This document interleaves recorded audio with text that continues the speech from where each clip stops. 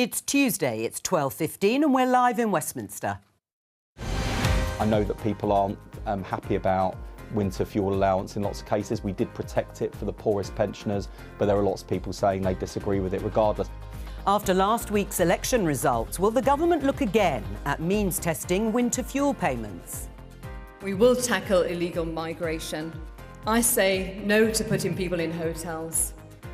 Tents are good enough for France. They should be good enough for here in Britain. Promises from the new Reform Mayor of Greater Lincolnshire. How can the other parties take on that challenge? We do need to change as quickly as possible. We have some time, but we don't have much time. But that is what I'm doing. After the crushing loss of almost 700 councillors, mostly to Reform, is this an existential crisis for the Conservative Party? You know, we're doing up the place. Yeah, so we thought, let's upgrade and get a heat pump. But are heat pumps all they're cracked up to be? We'll hear from a homeowner who's installed one. Joining us today, Labour MP Jeevan Sander, Conservative MP Saqib Bhatti, former Reform UK advisor Gwaine Tola and New Statesman columnist Alison Phillips. This is Politics Live.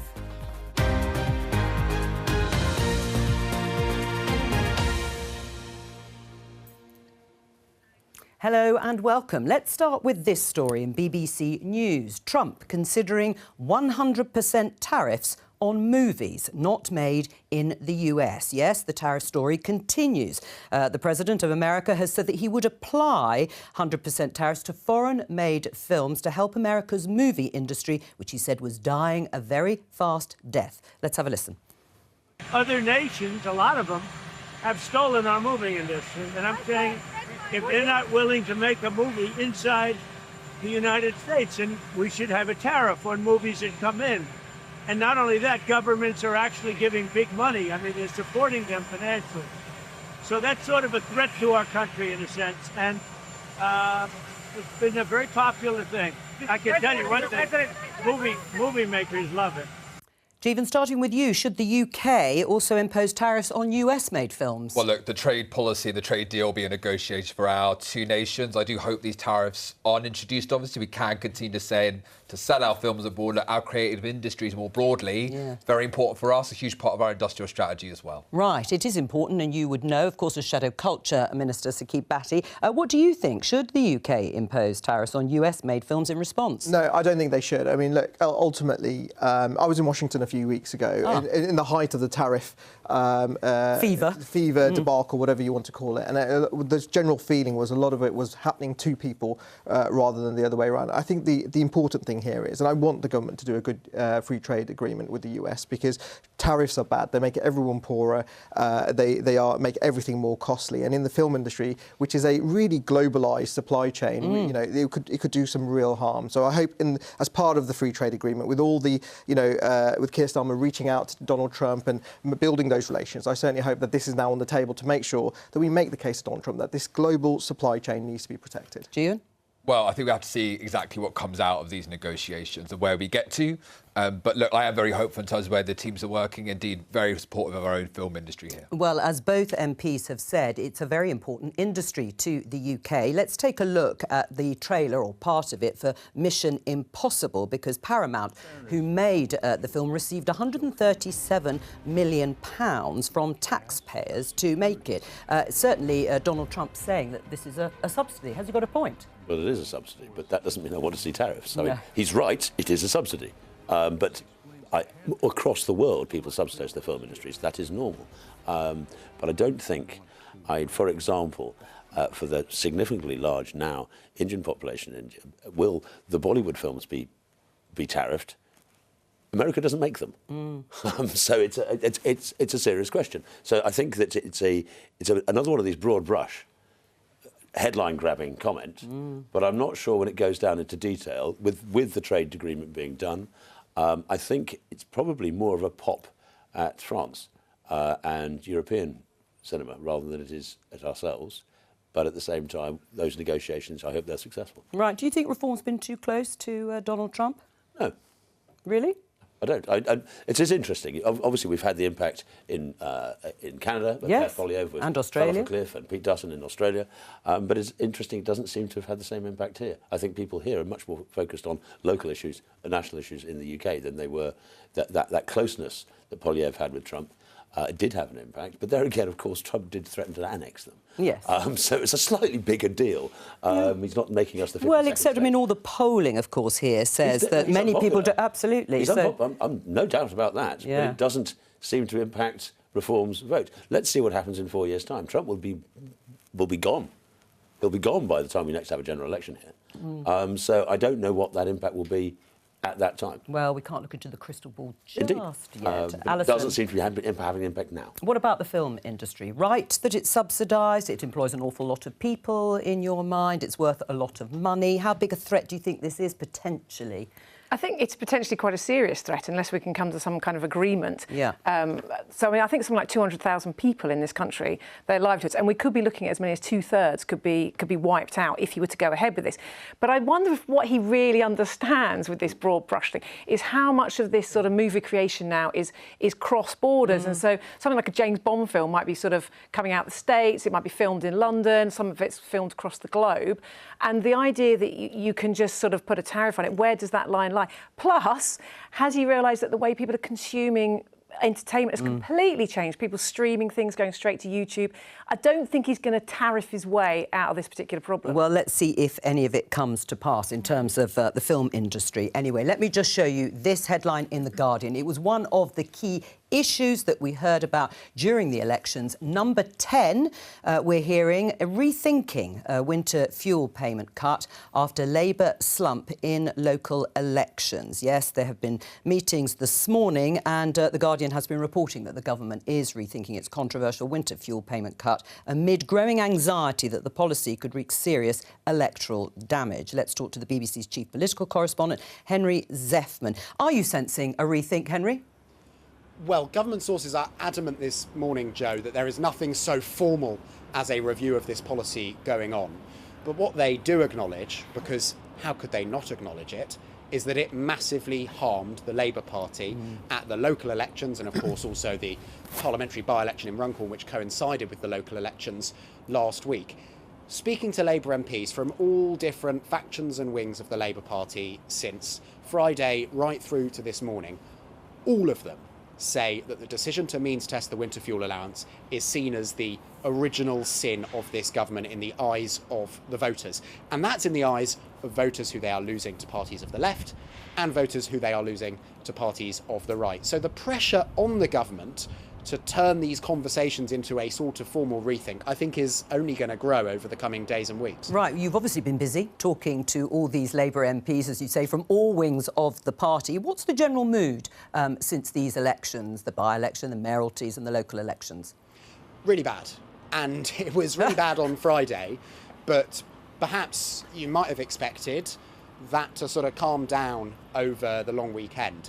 On the basis of at least the MPs, and obviously this is not a scientific sample, but the MPs I've spoken to over the road in Parliament this morning, it hasn't subsided. In some cases, it's sort of hardened or curdled, perhaps, into quite a real rage. I mean, I'll give you a flavour of some of the things I've heard.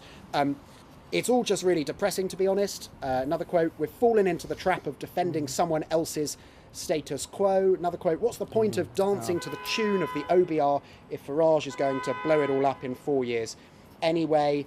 And if we don't have a sense of what the strategic direction is soon, then the PLP," that's the Parliamentary Labour Party, "will become unmanageable." That's just a flavour of what I put into my notebook this morning. But you wouldn't think this is a Labour Party that won a landslide general election victory 10 months ago. No, I can see why you're thinking it's really bad in terms of the mood. But if it's bad amongst Labour MPs you've spoken to, how is it within the Parliamentary Conservative Party? Well, that's the interesting point, Joe, because lots of Labour MPs I've spoken to have volunteered that they're consoling themselves with the thought that if they think it's bad for them, it's much worse for the Conservatives. Speaking to Conservative MPs, yeah, their mood is bad as well. I mean, we can come up with synonyms, but it's bad because the electoral situation facing them is clearly really bad. I mean, I am still yet to meet a single Conservative who is willing in private to say that Kemi Badenoch is doing a good job as leader of the Conservative Party, even if they stress how difficult it's been for her, given she's only been in the job for 6 months and she took over a Conservative Party reeling from its worst ever general election defeat. That said, I think the most significant moment for the Conservative Party, at least in the very near term since Thursday night, was when Robert Jenrick went on the BBC's results programme on Friday afternoon and said that he thought Kemi Badenoch was doing a very good job and that he was standing behind her. That seems to be the prevailing mood of the Conservative ranks for now, but I think they will want to see some movement soon, or some of those conversations around the leadership will restart in a party which, of course, has changed its leader so often over the last few years. Henry Zeffman, thank you very much. Well, let's test the mood here in the studio with both a Labour and Conservative MP. But let's start with you, Jeevan. Do you accept that that policy introduced when it was to means test the winter fuel payment for pensioners has cost the party dear in these elections? We certainly heard that on the doorstep. It'd be foolish to pretend that actually people did not turn away because of this policy. Now, on the winter fuel payment policy in particular, means testing it for the poorest pensioners, those on pension credit, the household support fund for those just above it, and reallocating some of that money into things like, for example, getting down waiting lists as they are at the moment. I hear the frustration, change takes time and change takes determination. I spent 2 years in Somaliland. Bringing change there was hard, but we got through it. We were able to build that change. Think at the moment, building wind turbines, hiring police, hiring doctors, all of that takes time, and I hear the frustration. Right. But there's also a clear difference, we should say, in the kind of change we are offering at this, if you like, at these elections and going forward, between ourselves and between Reform. Reform, for example, Nigel Farage, he doesn't back our police with last year's rioters, he attacked them. He doesn't want to get rid or make us not dependent on fossil fuels. He wants to continue being dependent on fossil fuels. And I'll talk to Gwen. By dictators. There's a huge difference in the change we're offering in this election, indeed, going forward. Right, but should they rethink this policy? You said you heard it on the doorstep. You hear the frustration. We've had Wes Streeting, the Health Secretary, agreeing it. It sounds like there is going to be one. Do you agree with it? I agree with means testing the winter fuel payment, giving it to the poorest pensions we need. But it could be reviewed. Those at the top, for example, who don't necessarily need that money, I do agree we should put that money elsewhere, like getting our GP waiting list down. Is the threshold in the right place? I think that's a decision that may or may not be under review. I think we're going to have to see what comes out. I haven't seen the numbers on this one. No, and I'm not asking you if you've seen it. Would it be a good idea to review the threshold so fewer pensioners will be affected? So at the moment, if you're over the threshold, there's also the household support fund, which we have there. So if you're changing the mechanism by which to do so, there's certainly a policy mechanism change. But what that would look like in practice, I think you have to see. All right. Saqib, in terms of this policy, did it come up on the doorstep? Winter fuel came up a lot, and actually, look, it absolutely should be reversed. And the truth is, Tory Chancellor had this put in front of them, and they rejected it because it was pure folly. I get it. Jeevan's why is it pure folly? Why is it pure folly to means test something that very wealthy pensioners get as well as poorer ones? Where the threshold is at the moment, it was always really difficult to means test it. But where the threshold is at the moment, it means that you are making an arbitrary line where the government's own impact assessment says 100,000 pensioners will be sent into poverty. And, there was a resounding rejection of the policy on the doorstep. So you'd reverse it, how would you fund it? Well, look, we wouldn't have given all the billions to the trade unions, and that's sort of clearly been the case. And they've given away billions after billions, and that's what's been rejected, But you would reverse it? The Conservative Party would reverse it? That would certainly be my feeling, yeah. Well, let's remember who those pay rises were going to. They went to doctors, they went to nurses, they went to teachers. There are about 40,000 nursing vacancies in this country. There's not enough doctors in this nation. Now, if you don't pay nurse and doctors enough, they don't work for us, they don't serve us. So in terms of those pay rises in particular, they're for the public servants that we all need. But also there is a recognition here, isn't there, about the fact that actually means testing for those at the top is a good idea, and I think we all agree with that principle. But more broadly as well, the triple lock up by £400 this April, be up by over £1,700 by the end of this Parliament. There's a lot of money you're putting in pensioners' pockets, but for those at the tops to means test it, reallocate that money, I think that's the right decision to make. Right. Gwen? I mean, initially, I think there may be slight tinkering around the edges of the winter fuel policy and other things, it seems, in response to what happened last Thursday. And do you agree with that? Good luck to them. I don't think it's making a blind bit of difference in the general. Oh, so you don't think it was I don't as know. key an issue? It certainly is an issue, but I don't think tinkering is going to make a blind bit of difference. You mean you have to basically people feel that they've been kicked in the teeth by this government, and a little bit of tinkering, fixing one molar, isn't going to make much difference to their feeling towards this government. Right. In terms of the change, you will have heard the phrase repeatedly. They want to go further and faster. And faster. And change does take time. It is only 9 months since It the is. government was elected, and But these what local was- elections can be seen, certainly from Labour's perspective, as nothing more than a protest vote. Yes, but it's a protest to a great deal of things. It's not just the winter fuel. It's the feeling of people who feel that they have been relegated to the second tier in the justice system and things of this sort. Yes, winter fuel was certainly something that came up on the doorsteps, particularly in Runcorn, 100%, in Doncaster, 100%, in Durham, 100%. But it wasn't just that. What they feel, and what people that I talk to feel, is that the government has chosen the people it likes, and it's chosen the people it doesn't like. It doesn't like farmers. It doesn't like pensioners. It doesn't like the military. It doesn't like ordinary people up and down the country. It does like public sector unions. It does like university towns. And this is what is the feeling out there. Well, I mean, my mum and dad are pensioners. I quite like them. My partner is a veteran. You're not the Labour Party. You are in. Hold on a second. But that's quite the personal. amounts that we are doing for both veterans in this country, for example, the Valour public service support. We're doing a huge amount for veterans and our armed forces because we know, by the way, not only do they serve this country, they protect and defend us. And the difference between us and you is that we stand up to Putin and your leader sucks up to him. Absolute the difference between us rubbish. and you is that Absolute variety rubbish. admires Putin, And by the way, and we stand up to Russia. That is the difference between us. Well, and I think our proudest moment as a country is when we stood up to foreign dictators, not when we sucked up to them. Well, answer that particular We don't point. suck up to foreign dictators. We think what Putin has done is absolutely disgraceful. But when we hear people from all parties say we're going to give 100% backing to Ukraine, what does that actually mean in real terms? What does that actually mean? Are we going to put troops on the ground to guarantee their security? Are we? Is that what we're going to do? You're going to put our armed forces in harm's way to defend somebody that we don't have that much to do with. Is that what we're going to do? And because I tell you, it's going to be the people who already feel second tier in the government's eyes, who are the people who are going to be in uniform out there defending somebody else. Well, Alison, what do you make of that response? Well, I think what's kind of interesting is that, yes, there is a sense that there are some people in this country who do feel that they're not being heard. But I don't think necessarily that Reform has got those answers. And that I think if we're going to go back to the winter fuel, I think it does need to be reversed, I think, because it was clearly a key issue. And I think it makes that point that there are, and it's created this sense amongst pensioners and amongst wider society that they're not being valued and there's an unfairness. Now, I don't think any of Reform's answers are solutions to that, but I think if there's going to be a recalibration of where this government is, it would be a good way of beginning. I mean, your political credibility could improve dramatically if you reversed it. Our political credibility about what we deliver at the next election. Do we get people's incomes rising? Do we get waiting lists down? Do we ensure that people have cheaper energy? Do we protect our nation's borders and indeed stand up for the great traditions of our nation? That will be what we judged at the next election, not just this particular policy. Are you raging? I mean, you heard Henry Zeffman quoting a number of Labour MPs saying the mood is really bad. You look quite upbeat sitting here today, Jeevan, but privately, are you depressed, down, angry, the words that he was using from Labour MP? I'm actually a pretty happy guy, Joe.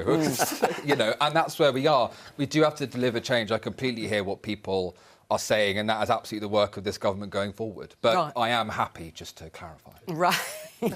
Sakib Bhatti, Tory MPs that Henry Zeffman has spoken to over the last few days, he couldn't find one who would actually say, even privately, that, you know, it's time for Kemi Badenoch to, well, she has to step up at the very least. No, and I'm happy to go on record and say that I think actually Kemi got dealt a very tough hand when she became leader. Obviously she wanted it. She knew the scale of the challenge, and we are working at pace to make sure that we will have an offering for the British public. You cannot deny the fact that last week we had a bruising. It was the aftershock from the general election. Bruising? Yeah, well, it was meltdown. It was catastrophic. You lost every council. Hugely challenging.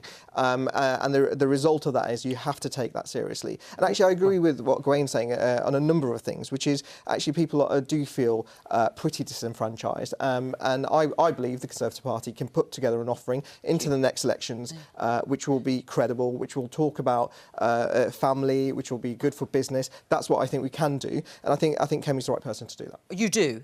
And can you say publicly on the programme she is doing a really good job? Well, look. If you want me to say that, I'll absolutely say she's doing a really good job, because I think I challenge anyone to say that they would do a better job at this day. And I think it was really positive that Rob Jenrick said what he said. And I don't think the British public said last week the change leader. I think what they said was get out there and tell us who you are. Well, Saqib Bhatti says he agrees with a lot of what you've said and perhaps some of what Reform is doing. Common cause. I would say, I'm just going back to that. What was it? The BBC's own projections, 30% Reform, 20% Labour, 50% Conservative. So you don't have to do it. And what's more, it would be damaging to us. I mean, the Labour Party have one of their key attacks that they're talking to the Tories, because they think, the Labour Party think, and they've done their focus groups, that any involvement with the Tories is damaging to reform.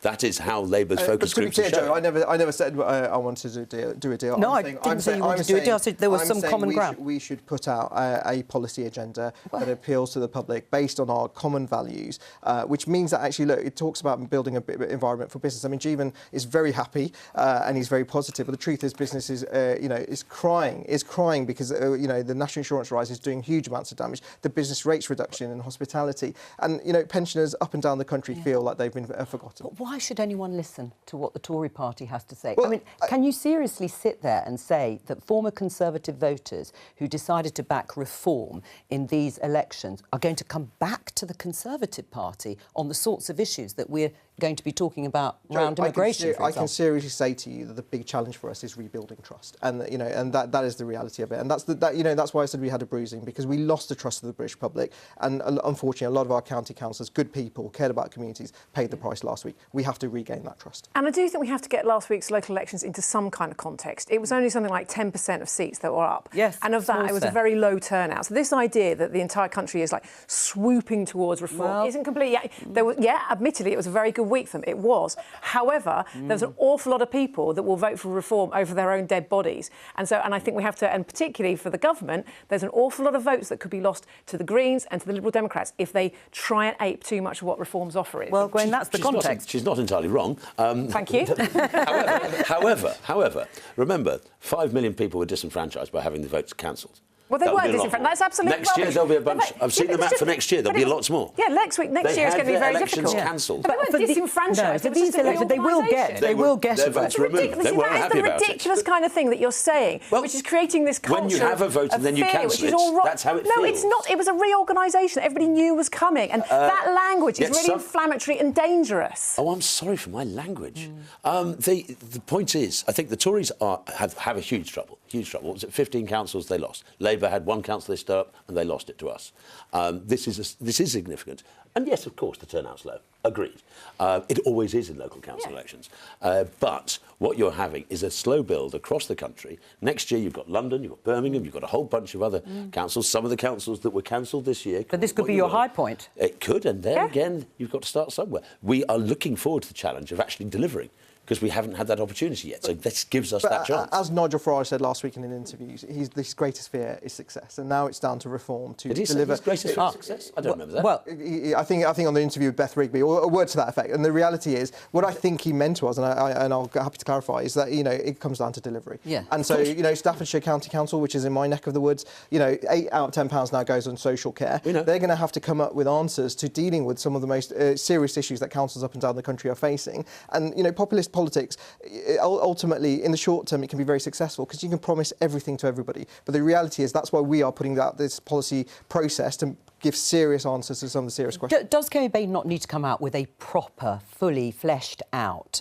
prospectus on policies? Slow and steady, I think she's saying again. Really, can you afford to still be slow and steady? Look, I think what's different from previous periods where the Conservative parties have been at lows is that we've got the Reform Party nipping at our heels. That's quite clear. The results last week were pretty resounding.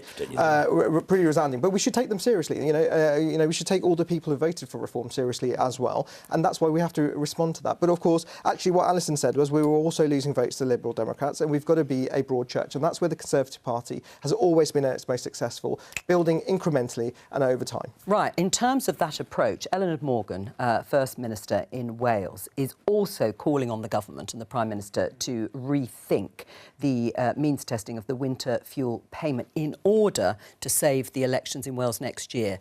Is that worth considering? Well, look, she can have her own view and own opinion. I've set out my view and opinion on this show, which is that actually for the very richest pensioners, we should reallocate their money, for example, in getting the doctors and nurses they need to get down the waiting list. She is entitled to her view and opinion. We are a party that welcomes healthy debate, and off she goes. Well, we'll have to see if it's changed or reviewed in the coming weeks. Have a look at this in The Times. Visa crackdown on nationalities blamed for asylum costs. Home Office will restrict applications for work and study visas for migrants most likely to overstay, judged on where they are from. It's expected that as part of these plans, the Home Office will restrict work and study visa applications from nationalities including from Pakistan, Nigeria and Sri Lanka. Is this going to work? Is it discriminatory, Jeevan? Well, first of all, this isn't a fully fleshed out, if you like, the policy as it is. The white paper will come out later. But just as a principle, would that be discriminatory? We will... I believe in strong borders. We like country is best where we have a community of people who are here and accepted here as part of a proper process. And that process will come through. We'll see what the outcome is of this particular policy. But there's something else really important to remember on the other side of this as well, which is that migrants made a hugely valuable contribution to this country. About 30%, I think, of our NHS are born abroad. Obviously, I wouldn't be here if it wasn't for our migration, our hugely important shared history, not least of which was winning the Second World War. And there is, again, a distinction in values at this election between people who seek to blame migrants for every single problem that we face, to attack migrants for everything. But even if tomorrow we were to stop all migration, it won't build any more hospitals, it won't fill in our potholes, it won't get people's bills down. And that's the kind of thing we have to address. Not just blaming people or finding a group to pick on, but making investments to change people's lives, getting their incomes up, getting their costs down and getting the doctors and nurses they need. Is that what reform is doing? Blaming migrants for everything, the whole country's ills? That headline, I think the nationality that's most to blame for the asylum costs is our own, running Whitehall and running government for the last 10 years. That's the nationality that's the greatest problem for our asylum costs. The failures of the Conservatives over the last 14 years. I'm sorry, they have lied and lied and lied and failed and failed and failed. 1 million people last year. You can't blame Labour for what happened last year. You can't. They're not yet responsible for those failures. They may be next year, they may be the year after, but right now, this is definitely the failing nationality is our own.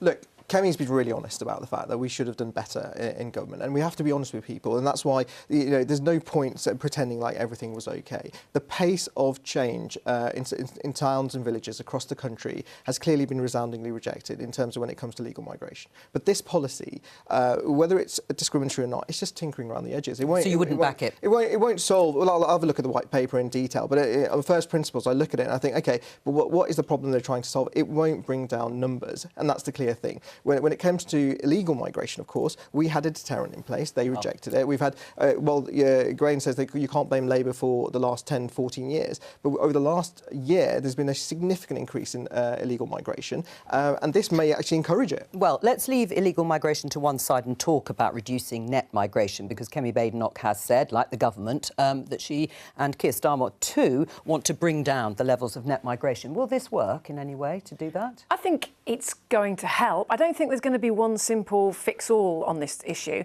I thought what was interesting about it is when you read it, it's looking at where people are kind of dodging the system. So it's not just the countries they're coming from. It's, are they going to some, tin pot university, which isn't really going to give you a proper skills that you need to go into a graduate job. So it's going to be lots of, I think this is perhaps what the government is very good at. It's lots of kind of sort of quite bureaucratic fixes to fixing the problem, rather than some big sweeping statement that you might get from Nigel Farage, which he thinks he's going to... So it's not necessarily terribly glamorous, but I think it will have an impact. Right. Well, when it comes to either sweeping change or tinkering around the edges, we heard Andrea Jenkins, who is now the Reform Mayor in Greater Lincolnshire, Gwaine. This idea she suggested of tents for asylum seekers here rather than hotels. How would she or a Reform County Council actually do that? It's not a county council issue or a mayoral issue. No, so it can't happen, can it? That can't. But what you can do is kick back against the attempt to put in hotels,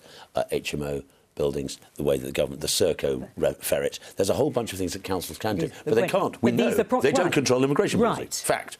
They just don't. Right. But She is not so it's just noise. a mayor. It's She's noise not and just a mayor. promises She's a that representative of the cannot party. The party has be a much... enacted. Yes, but is the reform then not just doing the same thing that you have just accused, certainly the Conservatives, of doing, making promises that cannot be kept? They don't have the power to do it. There are things you can do. Not so much at local, but at national. We're not in national government yet, so that is our plan, is to get there. But the things you can do when it comes to illegal migration, and legal migration when the source of illegality of legal migration is basically overstay, isn't it? It's visa overstay, student visa overstay. But you don't like this policy? I think it's tinkering. I'm disagreeing here. It is tinkering. It doesn't. It's not really going to be a small difference, minor. But isn't it? Nothing serious. But isn't it about outputs? Isn't it about doing things that have an impact on these issues that we know, rather than just making lots of noise about tents and anger and cruelty? Is trading in cruelty rather than actual things that might make a difference? I will explain an output. One of the things you do is you say that if you overstay a visa or if you come here legally, you will never get a right to remain. Never. You change the incentives. You change the incentives. If you break the law, you do not get right to remain. You do not get that. And if you then make the offer, if you are here illegally, if you've overstayed your visa, that is not allowed. Go back. If you don't go back within, say, 6 months of that legislation coming in, then you do not have the right to reapply. But if you do go back, you can reapply legally, properly. I think that's not demonising anybody. That's just applying sensible systems in which you can undermine the incentives to come here. I do think if there's any hope of defying the populists and that kind of all of that rhetoric that's coming from that, it is about having rules and across society in all sorts of areas and making sure that people feel they're playing by the rules, because that's what's upsetting people. Right. I mean, how many people, though, in terms of numbers, what are we talking about here in terms of reducing net migration when it's I'm not sure of the exact figure, but it's about 680,000 a year. In this policy, I mean, again, this is a news story. I don't know what the outcome of this policy be. The entire immigration white paper has to come forward. Which is but coming, our I think, aim is to get down migration. Now, look, that is on the one hand, we put up the salary threshold, for example, ensure there's key occupations that we need in care, in healthcare to let people in. And on the other side as well, are we training people at home to do the jobs that we need? That's why we've doubled the number of doctor training places in this country. It's why we're training more nurses, why put more money into the NHS. We spoke about the winter fuel payment earlier. But some of the means testing goes into training those doctors, training those nurses and getting them into the jobs that we need here at home. Right. So the young people we need to train, that also needs to be paid for. And with all due respect to the Conservative Party, they want the outcome, but they don't want to raise the money to spend it. Right. No, look, I disagree with that, and we are already putting out policy in terms of extending illegal indefinite leave to remain to make sure. Actually, I think Gwen's right. The incentives have to be in the right place, but this policy itself is, it's pure tinkering. We have to be honest about migration. Right? There are huge benefits to migration. This country has built its greatness on migration, but actually that's why you have to. But you have to recognise that, but also at the same time you have to make sure that you've got a skills agenda that is training up people locally, and actually addressing the concerns that people demonstrated at the polling booth last week, which was that they don't want to feel unfairly treated. They don't want to be worrying about having a roof over their heads while people are being put into hotels. And I think that was really resounding last week. Right. Well, let's look ahead to tomorrow. Wednesday, it's Prime Minister's Questions Day, and the programme, Politics Live, is on at the earlier time of 11:15, and we'll be covering PMQs live and uninterrupted from midday. But back to today, have a look at this. Yeah, I had gas for years. Oh, that came out wrong. We got a heat pen. We did. It's lovely. Doing your bit for the environment. Hey, it's proper toasty, like. And with the grant, we saved several thousand. Did we? Where'd that go then? Advert from the government encouraging people to get heat pumps and replace their gas boilers, and a £7,000 grant to encourage people to do so. Well, let's talk to Peter Chapman from North Wales, who has installed a heat pump into his home. Peter, what made you decide to do that, and how's it going? Well, quite simply, we've always cared passionately about caring for the environment, doing what we can as individuals, because that's vital to our future in humanity. What we actually found, though, is that it is ruinously expensive to run it. And with the electricity price being set by the spot market gas price, which when Russia invaded Ukraine went completely crazy, we suddenly found that our electricity bill went up by 50%. It's also 50% more expensive than oil to run it. And we, as 78-year-old pensioners, yes, have had to go out to clean National Trust holiday homes to pay our electricity bill. Right. Now, Well, Peter, I mean, listening to that, we've got two MPs here in the studio. What do you say to Peter's experience, Jeevan? 50% more expensive, ruinously expensive, with a heat pump that the government is encouraging people to get. Yeah, firstly, Peter, I'm really sorry for your experience. I can't really imagine what that's like, what you had to go through. In terms of the heat pump policy going forward, I think, look, as you've also mentioned, for example, the electricity price increased a lot because we are dependent upon natural gas. It sets the price 98% of the time. We are, of course, investing in clean energy that will get those bills down by a couple of £100 and the electricity feeding in. But I am really sorry for your experience, Peter. I know on average heat pumps save about £100. As the electricity price falls, we expect that to continue. It means we aren't dependent, as you know, on fossil fuels supplied by foreign dictators. But once again, I am really sorry, Peter. I'm sorry you've had to go through this. Peter, what's your reaction to what you've heard?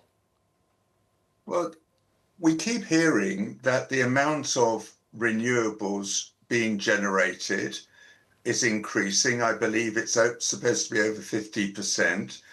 Also, that the cost of that generation is lower than fossil fuel. Therefore, the price of electricity should have come down already. It's within the gifts of government to decouple the price of electricity from the spot market gas price. It's utterly ludicrous to do so. Where is the incentive to go and do the right thing with electricity when we're linked in this way? Well, Jeevan? Yeah, and we are linked to this way, though, because of the marginal price system, because, as you know, natural gas sets the price even when it's not Can you change it? responsible for the majority of our renewables. As the moment, the plan is to change or rather increase the amount of clean energy in order to get that spot price down, or I have natural gas not to determine that spot price.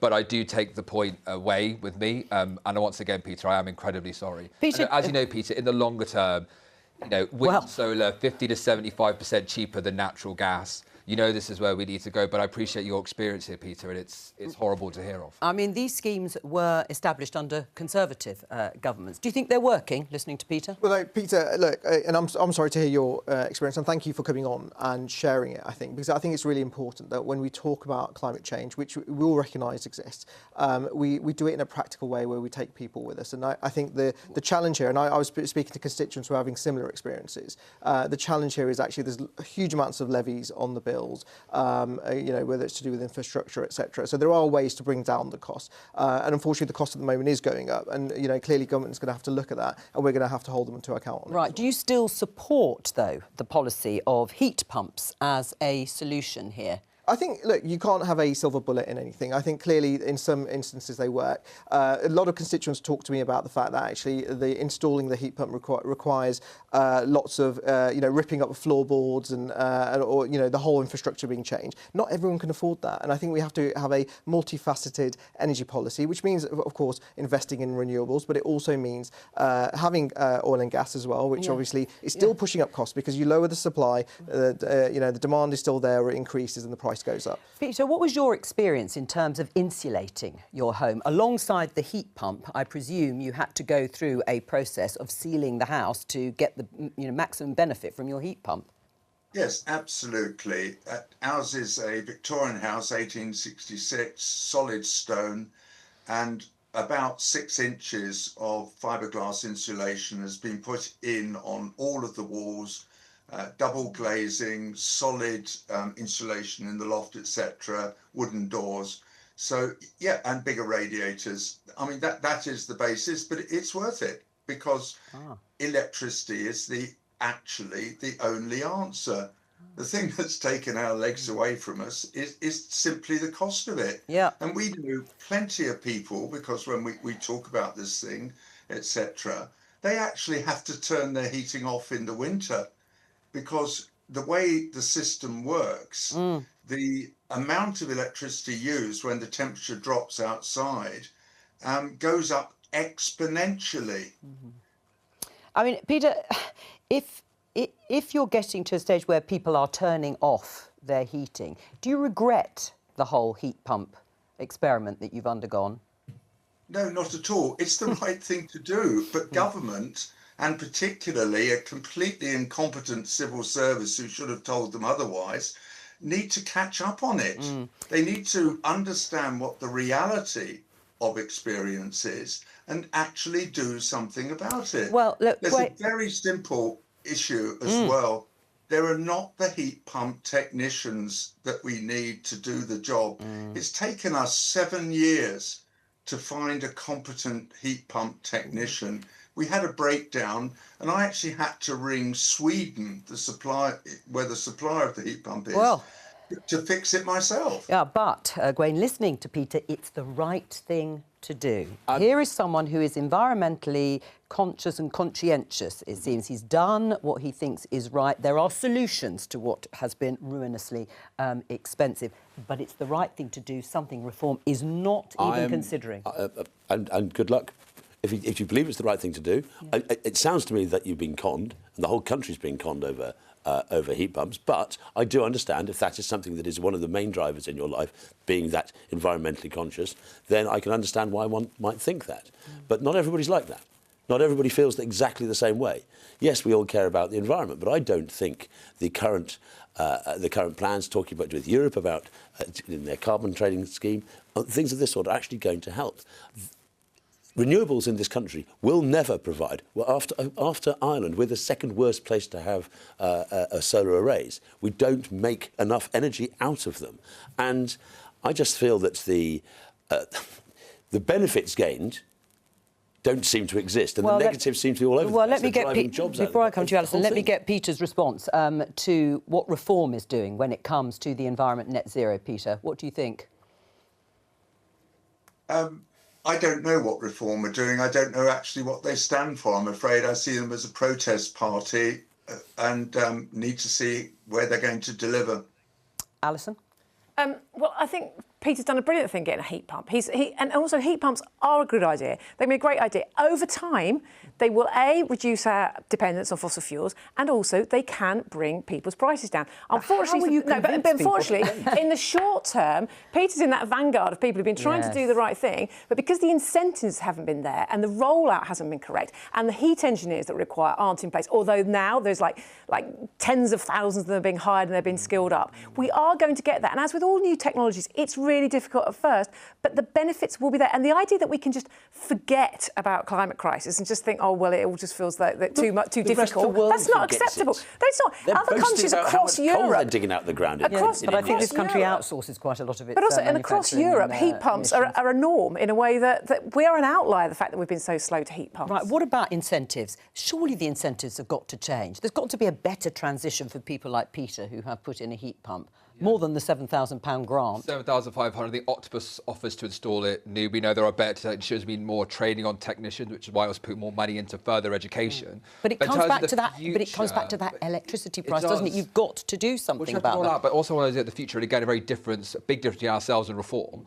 If we took out all the North Sea oil and gas and fracked about 5 years' worth of energy. Rubbish. And then a lot more than that. And then a lot longer than that. And then we are dependent upon fossil fuels supplied by foreign dictators. Our solar arrays might not be great. We are one of the best places in the world for wind, and of course nuclear as well as part of our mix. And on top of that, natural gas is 50 to 75% cheaper, which is 75% more expensive than wind and solar. Why do we have the highest energy price and inflation increase in 2022? Because we are dependent upon natural gas. Why is our steel industry so uncompetitive? Because we are dependent upon natural gas. If we want a cheaper, securer energy system, it is renewables and it is nuclear. We've only got a few seconds. How can it possibly be? If all these things are true, if everything you've just told me is true, how is it that we're paying 3 times more for our power than in France, 6 times more than America? How can it be? Well, in France, of course, they've got a nuclear industry in the mix too, if you're in favour or not. Can I thank Peter for joining us? Good luck with the heat pump, or the electricity price, I suppose I should say. Thank you to all of our guests for joining me today, and I'll be back tomorrow, as I said, at 11:15. From all of us, bye.